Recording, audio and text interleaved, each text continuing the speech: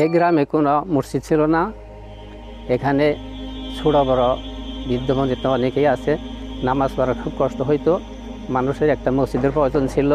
আমি আমার সামর্থ্য অনুযায়ী ছোট্ট একটা ঘর তুলেছি, টিন, বাঁশ, কাঠ ইত্যাদি দিয়ে জোড়া তালি দিয়ে। বলছিলেন তাকওয়া মসজিদের নির্মাণের কথা।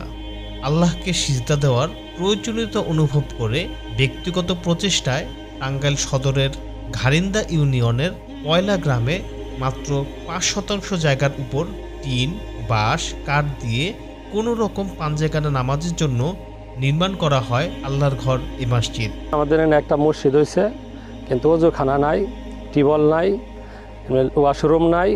এর জন্যে যুবক যে ছেলেরা আছে এরা আসতে চায় না।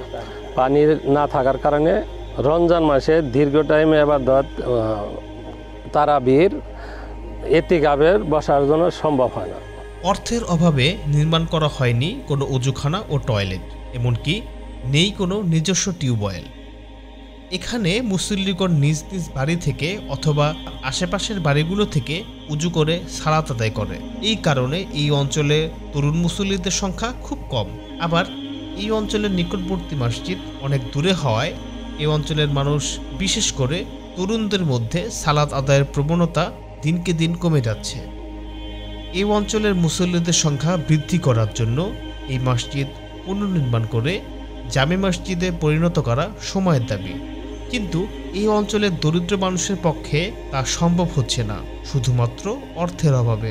আর যারা এই ছোট্ট টিনের ঘরটাকে বড় করে একটি মসজিদ বানাই দিবে, আল্লাহ পাক তাকে অনেক পুরস্কার দিবেন, অনেক সাদাকার কাজ হবে।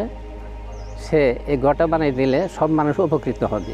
এখনই সময় এই অঞ্চলের দ্বীনের মারকাজকে প্রতিষ্ঠিত করার।